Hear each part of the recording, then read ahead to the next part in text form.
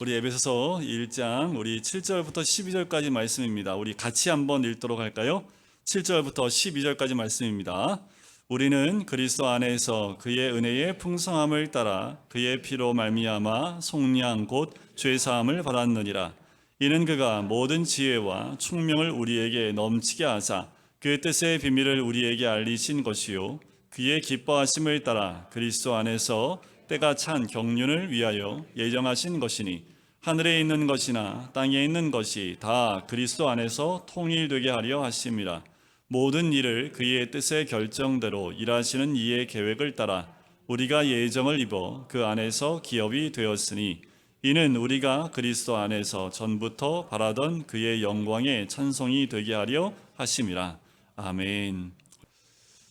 한 주간 동안 찬양을 많이 하셨습니까? 우리가 찬양 가운데 한 주간 한번 보내보자라고 저번 주에 말씀을 드렸는데, 그렇죠. 또 그러면 찬양하고 할 이유가 또 한 주간 동안 있었나 찾아보면 저번 주에 말씀을 기억 못 하시기 때문에 그럴 수 있을지 모르겠습니다. 찬양할 이유는 여러 가지 많지요. 그런데 우리 환경이 좋아서 또 내가 생각한 대로 일이 잘 풀려서 그래서 하나님 너무 감사해서 감사 찬양을 올리는 것보다 사도 바울의 지금 상황을 우리가 한번 돌이켜보면 어떻게 우리가 감사와 찬양을 올려드릴 수 있을지가 나오지요. 에베소서를 쓰는 이 사도 바울은 감옥에 갇혀 있는 상태입니다. 감옥에 갇혀 있으면서 이 편지를 쓰는데, 근데 찬양하리로다라고 서론에서 이렇게 외치고 있어요. 상황과 환경을 보면 전혀 찬양할 수 없는 상황이지요. 찬송할 수 없는 상황입니다. 그런데 이 사도 바울로 하여금 그런 환경에 구애받지 않고 그 가운데서 하나님을 찬양하자고 외칠 수 있는 것은 바로 신령한 복을 누리고 있음을 사도 바울은 알고 있기 때문에 그래요. 그 신령한 복은 어디에 속한 겁니까? 하늘에 속한 것이지요. 또 그리스도 안에서 주어진 사실이라는 거예요. 그 신령한 복이 세 가지를 이야기하는데 그 가운데 한 가지가 저희가 저번 주에 나눴던 거지요. 그게 바로 하나님의 택함 받았다는 사실입니다. 언제부터 택함 받았을까요? 우리가 어머니 뱃속부터요? 아니요, 그 이전부터입니다. 창세전부터 택하심을 받은 거지요. 그런데 이곳에 앉아 계신 우리 모든 성도님들, 이곳에 앉아 있는 것도 이미 만세전부터 창세전부터 이곳 가운데 있기로 하나님이 택함 받은 백성으로 이미 정하여 주셨다라는 겁니다. 이거 하나만으로도 우리가 찬양할 수 있지요. 우리가 택하는 것이 아니라 하나님이 택해 주신 것에 감사할 수 있는 겁니다. 여러분들 부부가 만난 것도, 또 믿음의 가정에서 태어나는 것도, 또 믿지 않는 가정에서 태어나는 것도, 또 직장 생활하며 믿음 때문에 고난을 당하는 것도, 그 모든 것도 하나님의 택하심 가운데 인도하심이라면 그 모든 것을 찬양할 수 있는 고백을 하는 거지요. 오늘 두 번째 그 신령한 복을 얘기합니다. 그것은 곧 속량이며 죄 사함을 받는 것이다 라는 것이요. 무엇으로요? 그리스도의 피로 말미암은 속량입니다. 자, 이번에 우리가 함께 나눌 이 두 번째 복, 그리스도의 피로 말미암아 속량 곧 죄 사함을 받는 것입니다. 그런데 죄 사함 받는 게 얼마나 큰 복인지 다윗이 이미 얘기하고 있습니다. 시편 32편에 보면 허물의 사함을 받고 자신의 죄가 가려진 자는 복이 있도다라고 얘기를 해요. 그래요. 죄가 많고 허물이 많은 자가 한순간 그 모든 허물과 죄가 다 용서받고 사라진다면 그보다 더 큰 복이 어디 있겠습니까? 우리가 얼마 전 광복절이 되면 항상 광복절 특사로 인해서 그 죄에서 사면되고 복원되게 하는 그런 일들이 있지요. 그래서 그 명단에 올라간 사람은 참 기쁘고 얼마나 감사하겠습니까? 이러진 않습니다. 전국에 있는 모든 죄수들의 이름을 다 올려서 광복절 특사로 다 풀어주지는 않습니다. 그죠? 그렇기 때문에 그 특사의 이름 가운데 올라간 사람은 얼마나 기쁘고 감사할까? 하나님께서 우리의 죄를 용서하신 것도 모든 백성들을 다 이름 올리신 것이 아니라 하나님이 택한 백성을 그렇게 올리신 거지요. 에베소 2장 1절 이하에 보면 사람은 원래 허물과 죄로 죽은 자들, 그렇게 죽을 수밖에 없는 존재들, 본질상 진노의 자녀였다고 얘기합니다. 그러면서 이 자녀들이 뭘 따랐냐 하면 세상 풍조를 따르고 공중의 권세 잡은 자를 따라다녔고 육체의 욕심을 따라 지냈던 사실상 죄의 노예였음을 이야기를 해요. 세상 풍조를 따랐다는 게 뭘까요? 그것은 바로 그 세상의 가치관을 따라갔다라는 겁니다. 주의 것보다 세상 것을 더 좋아한다라는 거예요. 여러분들 우리 입술에서 나오는 노래가 찬양이 더 흘러나오십니까? 아니면 세상의 노래가 더 흘러나오십니까? 우리의 몸이 세상에서 즐기는 쪽에 더 마음이, 우리의 몸이 더 빨리 움직이십니까? 아니면 교회 나와 기도하는 쪽으로 많이 움직이십니까? 여러분, 우리가 너무도 쉽게 세상을 따라가는 그 모습을 볼 수 있고요.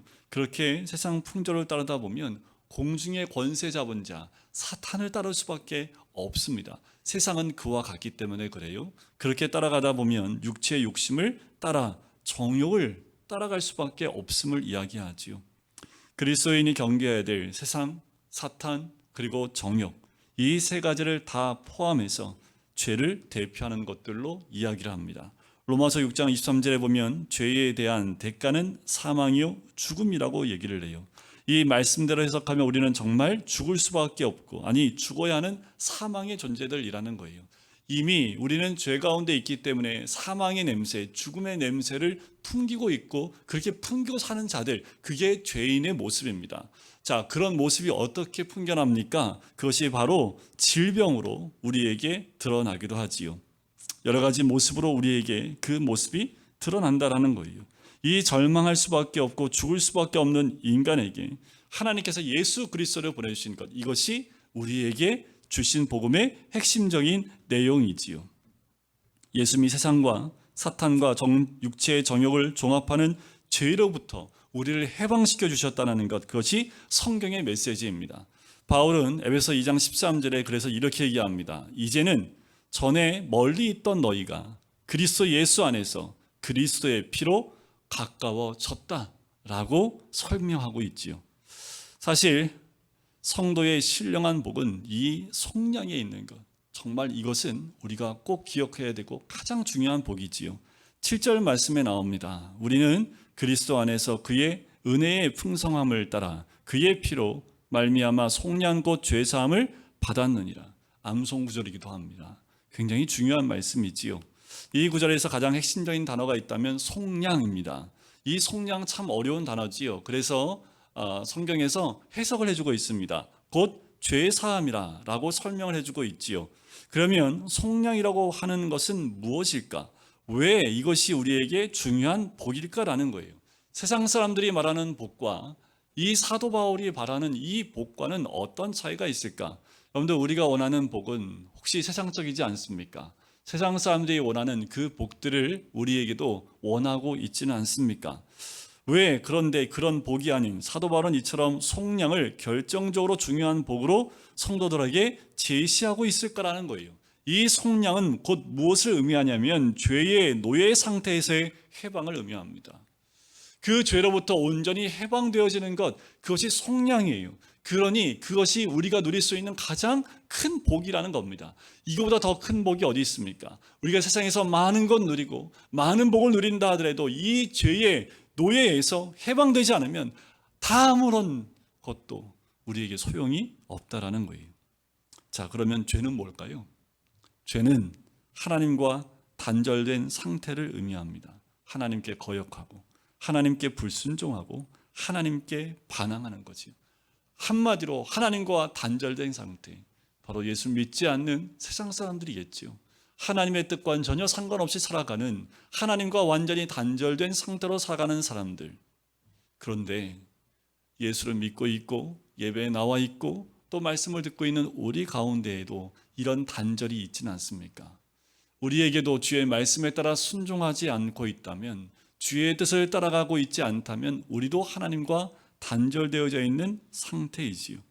예수 믿는 사람이나 믿지 않는 사람이나 어떤 형태로든 하나님과 단절된 상태를 성경은 죄라고 얘기합니다. 죄의 삭은 뭐라고요? 사망입니다. 죄를 가지고 있는 사람은 그 결과가 죽음 또는 죽을 수밖에 없는 상황 속에 놓이게 된다는 거예요. 아까도 말씀드렸지만 그 죽음의 냄새들이 우리의 사방을 뒤덮고 있다는 거예요. 이 죽음이 들어오면서부터 그 냄새가 뭐냐 하면 바로 아까도 말씀드렸던 질병입니다. 이 병을 통해서 우리 안에 그 사망의 그림자들, 사망의 그 냄새들이 풍겨나오게 합니다. 또 이 질병뿐입니까? 고통입니다. 고통이 우리 삶 가운데 찾아와요. 그 고통이 또 이 죽음의 냄새를 나오게 하지요. 또 무엇입니까? 좌절입니다.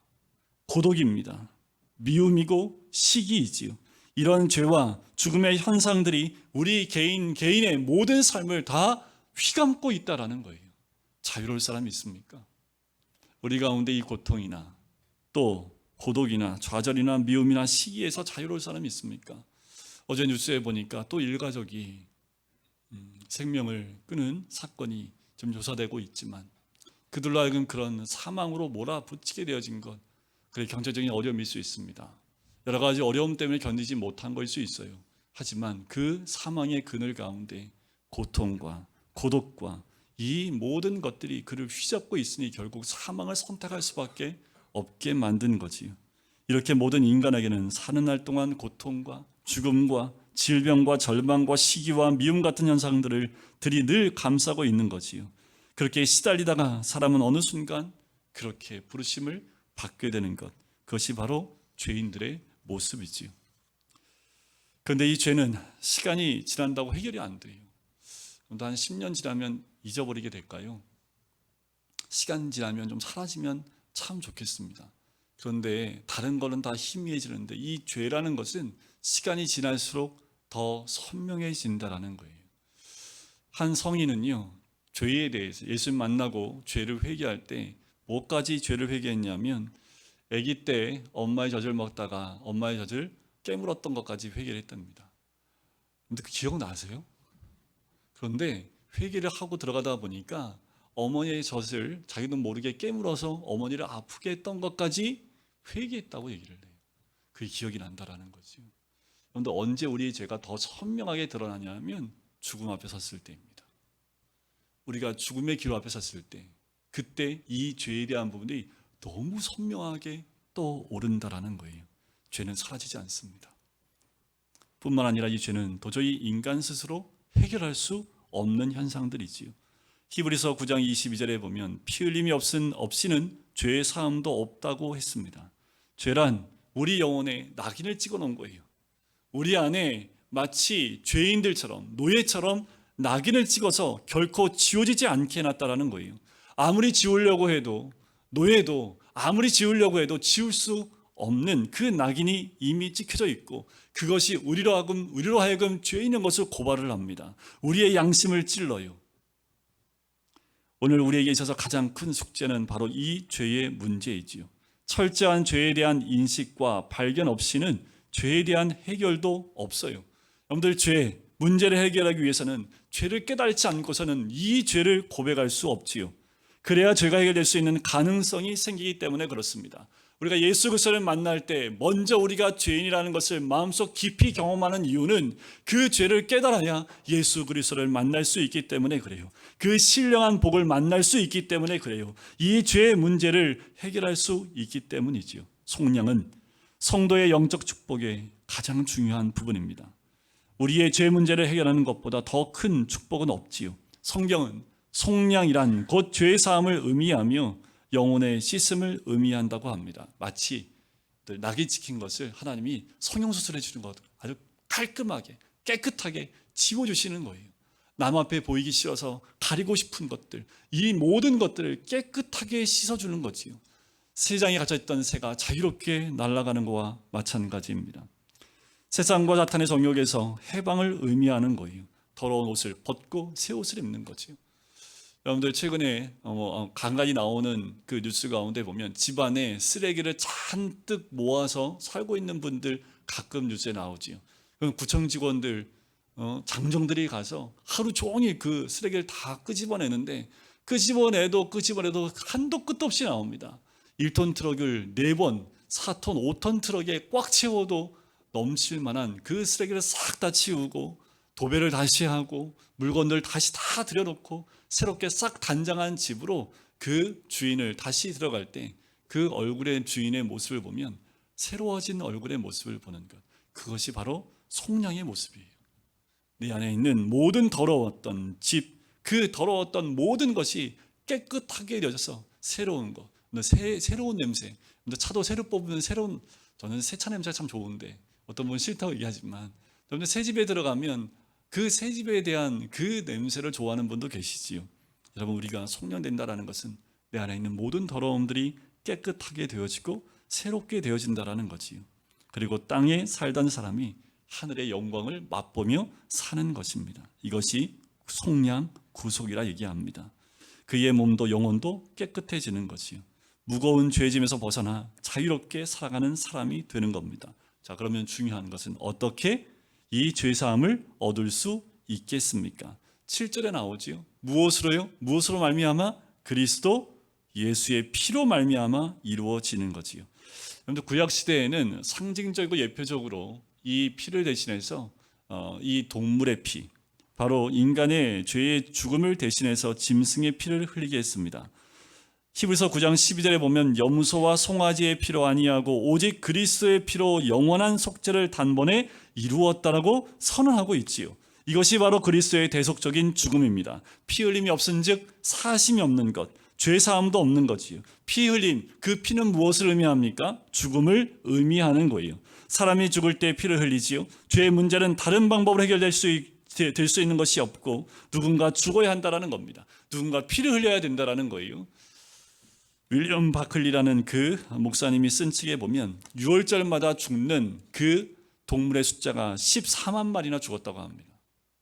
매년 인간의 죄 때문에 죽어가는 그 양의 숫자가 14만 마리가 죽어갔대요.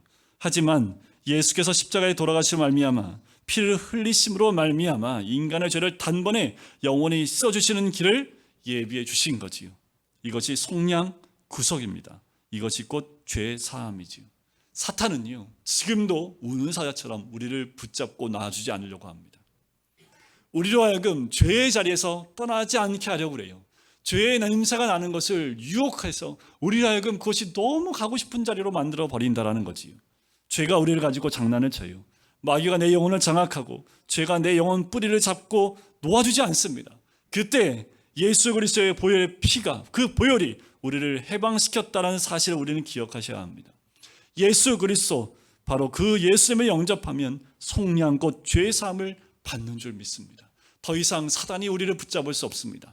더 이상 죄의 자리가 우리로 하여금 끌어갈 수 없도록 예수 그리스도의 그 피가 우리로 하여금 속량과 죄 사함을 받게 하는 거지요. 여러분, 예수 그리스도를 영접하셨습니까? 여러분의 영혼에 예수 그리스도의 보혈이 피 뿌림이 있으십니까? 피가 뿌려짐으로 말미암아 마귀가 여러분의 영으로부터 떠난 것을 경험하십니까? 여러분의 죄가 그 피로 인해서 완전히 깨끗하게 씻어짐을 여러분들 경험하셨습니까? 이것이 속량이고 구속입니다. 우리가 예수 그리스도를 믿음으로 나로 하여금 죄에 얽매이게 했던 모든 것들에서 온전히 자유롭고 그 안에서 기쁨과 감사가 흘러넘치게 하는 것, 그것이 바로 속량과 구속의 의미이지요. 자기 안에서 죄가 사라지고 자기 안에서 죄가 산상조각나는 그 경험, 그보다 더 큰 감격과 기쁨과 축복은 없겠지요. 베드로전서 1장 9절에 보면 믿음의 결국 곧 영혼의 구원을 받음이라 라는 말이 있습니다. 믿음은 뭐라고요? 믿음의 결국은 곧 뭐라고요? 영혼의 구원입니다. 여러분, 그 믿음은 우리로 하여금 구원에 이르게 하는 참 은혜가 있는 줄 믿습니다. 자, 이걸 누가 예비했을까요? 7절에 나오지요. 그의 은혜의 풍성한 때문이다 라고 얘기를 해요. 이 구원, 이 속량, 이 죄사함은 하나님의 은혜의 풍성한 때문이다라는 거지요. 우리 하나님은 이렇게 풍성한 하나님이신 줄 믿습니다.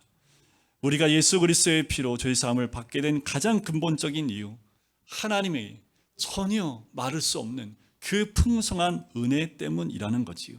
우리 하나님 베푸시는 하나님이신 줄 믿습니다. 하나님은 그 은혜의 풍성함의 크기에 따라 우리를 속량해 주셨다라는 거지요. 세상 그 어떤 것도 우리가 회개하고 주께로 돌아오면 하나님께서는 그 풍성한 은혜로 우리 가운데 속량과 죄사함을 허락해 주신다라는 거지요. 언제부터였을까요? 태초부터 우리의 택하심을 통해서 우리에게 주신 속량인 줄 믿습니다. 자, 그렇다면 이 은혜의 풍성함을 따라 예수 그리스도의 피로 말미암아 우리가 속량 곧 죄사함을 받게 됐다면 그 결과는 무엇일까? 이게 굉장히 중요합니다. 목사님, 내가 속량 됐는지 잘 모르겠는데요. 근데 결과가 나와 있다면 속량 받은 거겠지요. 오늘 말씀의 그 결과가 8절에 나옵니다.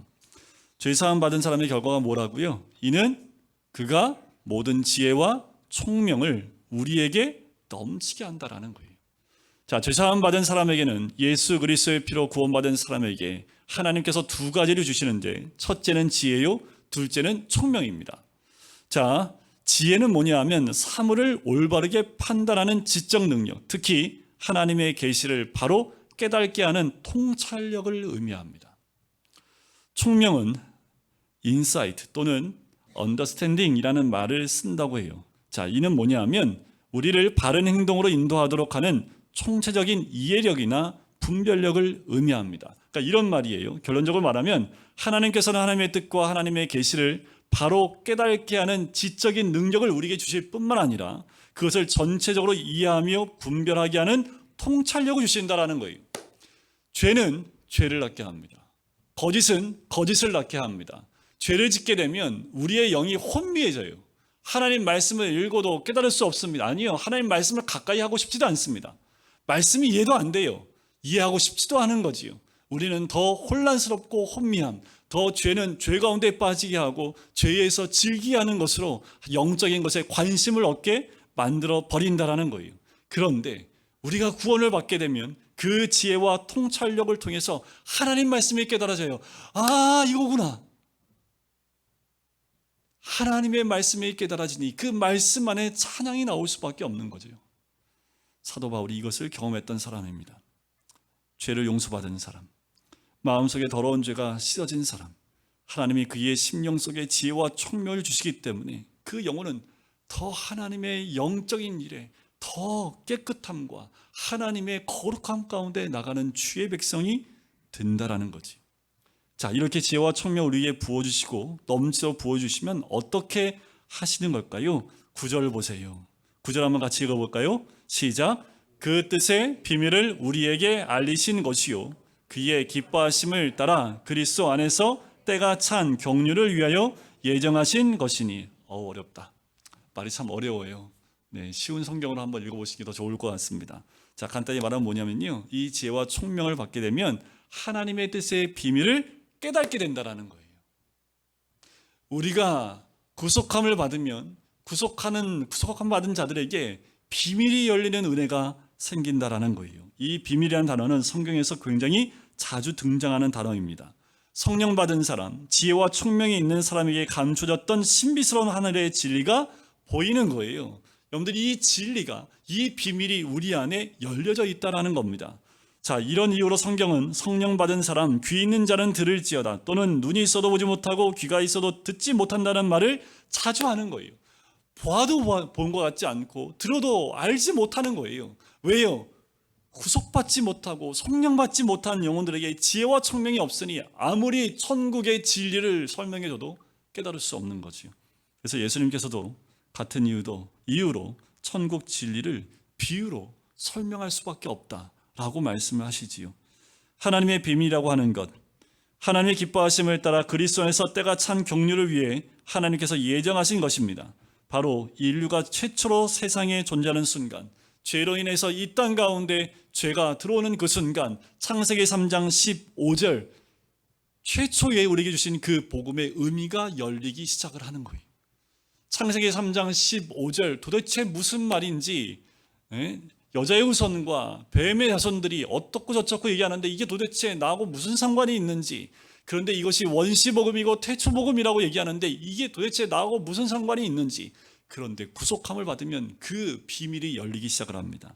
하나님의 구속의 계획과 함께 시작했던 그 비밀이 깨달아지기 시작을 하는 거예요. 영원히 죽을 수밖에 없었던 인간을 구원하고자 했던 하나님의 신비스러운 비밀이지요. 그것은 감춰졌던 것인데 조금씩 보여주기 시작을 해서 예수 그리스도 안에서 완전히 다 열려버렸습니다. 더 이상 우리에겐 비밀이 아닙니다. 이것을 한마디로 기업이라는 말로 표현할 수도 있지요. 이 하나님의 비밀은 온 우주에 있는 모든 내용을 그리스도 안에서 통일되게 하는 것입니다. 그 내용이 바로 기업이에요. 기업이 무엇입니까? 이스라엘을 선택하셔서 하나님의 상속자가 되게 하신 거지요. 그런데 상속자는 이 이스라엘만으로 국한되어 있지 않습니다. 누구든지 주의 이름을 부르는 자는 구원을 얻으리라. 즉 이방인까지도 하나님의 기업이라는 거예요. 이방인을 위해서 하나님은 누구를 택하셨습니까? 하나님은 바울을 택하셔서 이방인을 위한 그릇으로 삼으셨지요. 이것을 바울은 하나님께서 보여주신 놀라운 비밀이라고 말했습니다. 그러므로 기업이라고 하는 것은 바로 하나님의 구원의 비밀을 의미하고 구원의 계획을 의미합니다. 하나님께서 우리를 속량하시고 우리의 죄를 용서해 주실 때 하나는 은혜를 내려주셔서 지혜와 총명을 주셨지요. 그래서 영적인 눈을 뜨게 해주셨고 그 결과로 창세 전부터 예비해 두신 하나님의 놀라운 신비스러운 구원의 비밀, 그것을 우리에게 보여주신 거죠.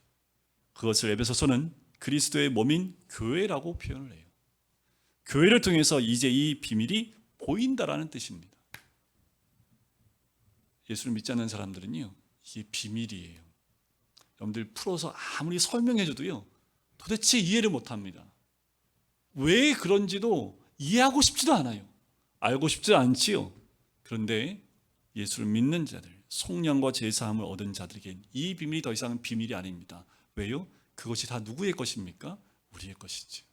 우리 교회 안에 그 기업이 치워졌고 이 교회가 해야 될 것은 이 비밀로 쌓여있는 것들을 열어서 사람들에게 그 비밀을 알려주는 역할하는 것이 바로 교회의 역할이지요. 온 우주가 그리스도 안에서 하나가 될 뿐만 아니라 그리스도에게 굴복하고 하늘에 있는 것이나 땅에 있는 것이 다 그리스도 안에서 완전하게 일치가 되고 결론이 지어지고 통일이 된다라는 거예요. 뿐만 아니라 기업이 된 우리가 그리스도와 함께 이 우주를 통치한다라는 겁니다. 사도 바울은 이걸 깨달고 난 다음에요, 예수 그리스도를 만나고 이걸 깨닫고 난 다음에 이제는 더 이상 사도 바울은 내가 없다고 얘기를 합니다. 왜요? 내 안에 다스린 분이 누구예요? 그리스도니까요. 내 안에 사신 분이 누구예요? 그리스도니까요. 이제 나는 죽고 예수로 산다라는 고백을 할 수밖에 없는 거예요. 그러니 상황이 어디로 몰려가든 내가 어떤 죽음에 위치하든 또 어떻게 어떠한 어려움 가운데 복음 때문에 몰려간다 할지라도 별 문제가 안 됩니다. 이 비밀이 내 안에 있기에 더 이상 세상이 나를 통치하지 못하고 내 안에 이 비밀이 이제는 우리가 그리스도 안에서 하나가 되어지는, 통일되어지는, 그리고 통치되어지는 그 놀라운 의미를 깨달았던 거지요. 그래서 12절에 찬양을 합니다. 이는 우리가 그리스도 안에서 전부터 바라던 그의 영광의 찬송이 되게 하려 하심이라. 우리가 다시 회복했으면 좋겠습니다.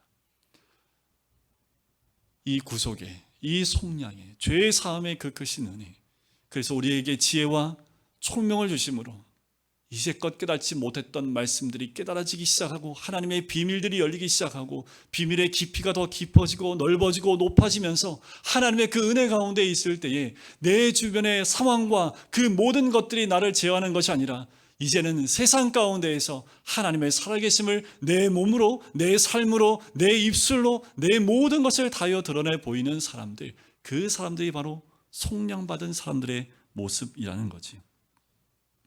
하나님은 우리를 택해 주신 줄 믿습니다.